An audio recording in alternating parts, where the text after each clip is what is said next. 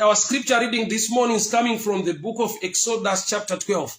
Exodus chapter 12, Exodus chapter 12, Exodus chapter 12, Exodus chapter 12 from verse 35. Now the children of Israel had done according to the word of Moses, and they'd asked from the Egyptians articles of silver, articles of gold, and clothing. And the Lord had given the people favor in the sight of the Egyptians, so that they granted them what they requested. Thus they plundered the Egyptians. Nyaya iyi yefavor yakapiwa vana veIsrael in a foreign land. No doubt unzwise kuti favor it was too much and powerful pakuti kudi. After my Egyptians lose their firstborn, mai vane rufu, mai vane nhamo muEgypt, mumwe nemumwe achichema dangwe rake, Mwari ndobva aisa favor pafesi zviso zvevana veIsrael.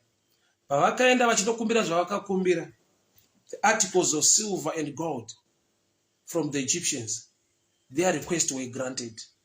Havana kukumbira in good time. Havana kuitirwa favor zvinhu zvakanaka. Number one, they were slaves. Number two, vari kundokumbira uye vari kuitirwa favor in the midst of trouble. In the midst of trouble, the Egyptians were crying. They'd lost their firstborn sons.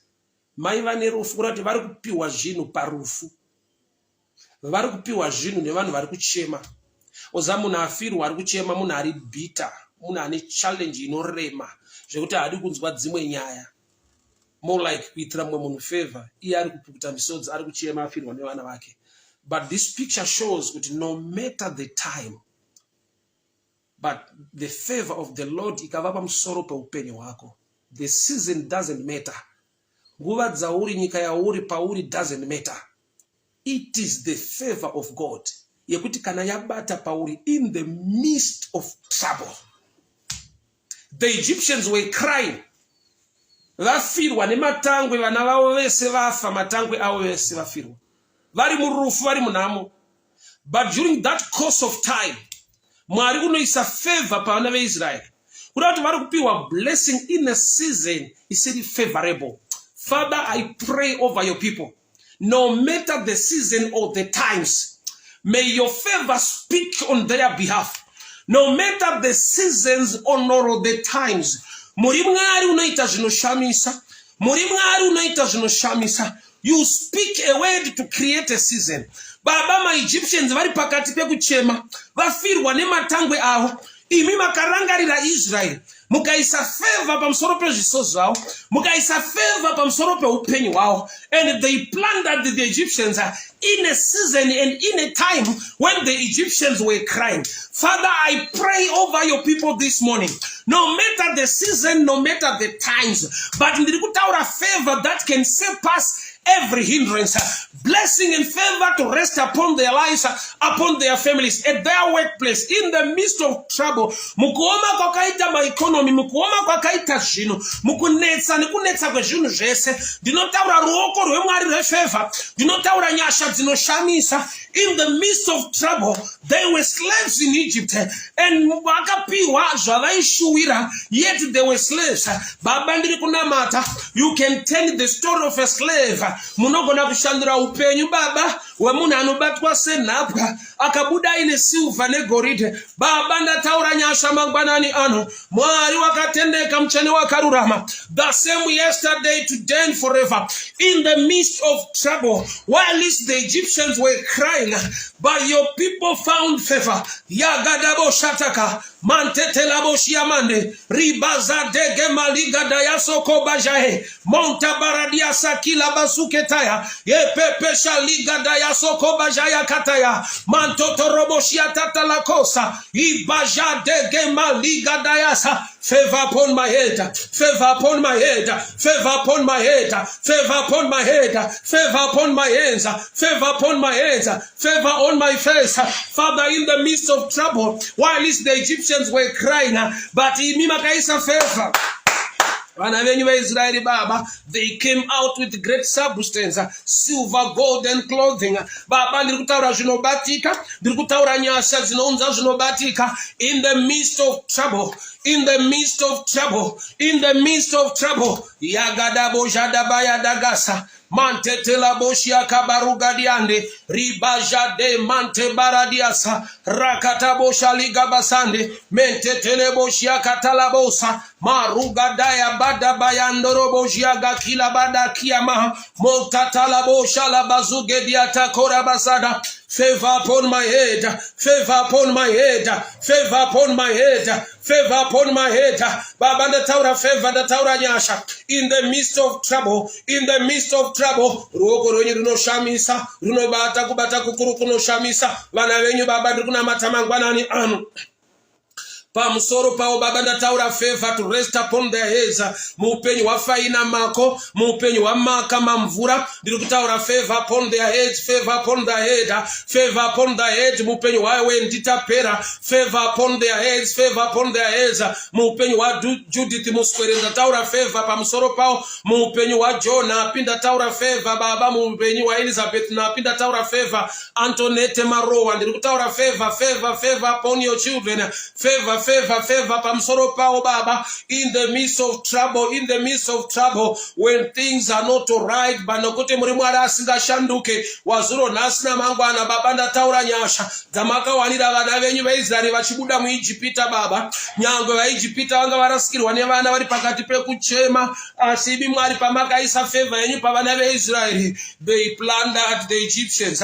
Baba ndiri kutaura nyasha nokuti nyika nekuzara kwayo ruoko rwenyu Baba ndinotaura nyasha favor, favor, favor, favor pamsoro pevana venyu Baba, pamsoro pezvavanobata, pamsoro peupenyu hwavo Baba, pamsoro pewana nerelationship dzavo. Mutsvene wakatendeka wakarurama mwari wamasimba ose. Favor, favor, favor, favor, favor, for you are the same yesterday, today and forever. Mwari makapa favor vana veIsraeri in the midst of trouble, when the season was not right. Mwaka usina kufanira, nguva isina kukodzera, asi nokuti mimi makazvitendera Baba. Pamsoro peupenyu vana venyu ndiri kutaura favor, ndiri kutaura favor, ndiri kutaura favor, ndiri kutaura favor, ndiri kutaura favor, ndiri kutaura favor inobva kwamuri Mwari wakatendeka, mutsvene wakarurama. Favor, favor, favor inobva kwamuri Baba mangwanani ano. Makanaka makatendeka, makanaka makarurama. Takupai mbiri nekokuremekedzai, ngariongwe rinamatwe zita renyu Baba. Baba, I pray for testimonies. Ndiri kunamata Baba uchapupu uchabva kuvana venyu nekuda kwefavor yamagadzika pamsoro peupenyu hwavo Baba, visingagoneke nekuronga nekungwara ngazviitike muupenyu hwavo. Ngavaone kuti uyu ndiye Mwari, iyi ndiyo favor yaJehovha. Muri Mwari unozviratidza, muri Mwari wakatendeka. Iyemi makasvinirira shoko renyu haridzokere kwamuri risina kuzadzikisa chamaritumira. Father, this morning, the same yesterday, today and forever, I speak blessing and favor. Muupenyu watinashe machemedze ndataura favor pamsoro peupenyu hwake, favor pamsoro peupenyu hwalichi ome Miss Holloway. Ndataura favor Baba muupenyu hwaWendi Tapera. Ndataura favor Baba muupenyu hwaTireya, muupenyu hwaDhati Tafi. Ndataura favor muupenyu hwaElena Mudzingai. Ndataura favor Baba muupenyu hwaimbai Sara Oga, muupenyu Baba hwaJosephine Ngwarati. Ndiri kutaura favor, favor, favor, favor inobva kwamuri mangwanani ano Baba. Zviratidzei muupenyu vana venyu, muri Mwari wakatendeka wazuro nhasi namangwana yemi musingashanduke. Father, in the midst of trouble, shoko raMwari rati Mwari wakaisa favor pavana veIsraeri munguva yekuti the Egyptians were crying. Vafirwa nematangwe, mafirstborn afa muEgypt. They were in the midst of trouble, they were crying. As the same people who were crying, vakanzwa request yevana veIsraeri, vakapa vana veIsraeri silver and gold in the midst of trouble. Mutime isiri favorable kuti vaitire vamwe vanhu zvinhu, asi nokuti Mwari wakaisa favor. Ndino declare favor muupenyu hwako mangwanani ano. Nguva isina kufanira, season isingatendere, mamirire zvinhu achiramba asingakuratidza kuti pane chinoita. Wandiri favor iyoyo. Favor iyoyo ngaiwanikwe muupenyu hwako. Favor iyoyo ngaibate pamsoro peupenyu hwako, paunopinda nepaunobuda. Nyasha dzaMwari ngadzidururwe. Favor, favor, silver and gold clothing, whatever you desire. Mwari ngaazviratidze ngazvizadzikiswe muupenyu hwako. Ndataura nyasha, ndataura nyasha, ndataura favor. Nokuti Mwari kana vatuma shoko haridzokere kwavari risina kuzadzikisa chavaritumira. Mudikani mangwanani ano, under the sound of my voice, this is the day that the Lord has made. Be glad and rejoice in it. Favor ibate muupenyu hwako. Favor muupenyu hwako yaukaibekete. Favor muupenyu hwa life mo mutetwa. Favor muupenyu hwa Koleta Nyamupinga. Favor muupenyu hwa Judith Muswere. Ndataura nyasha mangwanani namadza Mwari ngavakuwanire nyasha. Favor ngaidururwe. Farisai Mushumbiri ndataura favor in the midst of trouble. Wakakomberedzwa nezvinorema zvinorwadza. Elena Muringai Mwari ngaakupe favor. Yvonne Munonzo Mwari ngaakupe favor.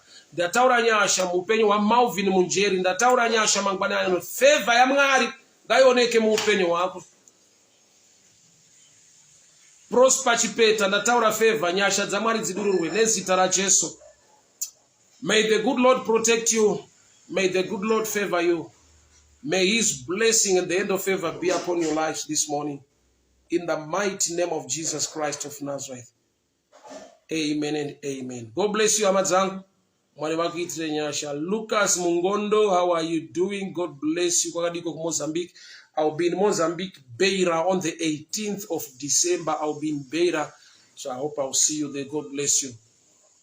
Good day. Bye-bye. Mwari vakuitire nyasha. Brighton, Nyamara, may the good Lord bless you. Maubesta Utete, Maikoni, God bless you. Clemencia Mutefa, God bless you. Bye-bye.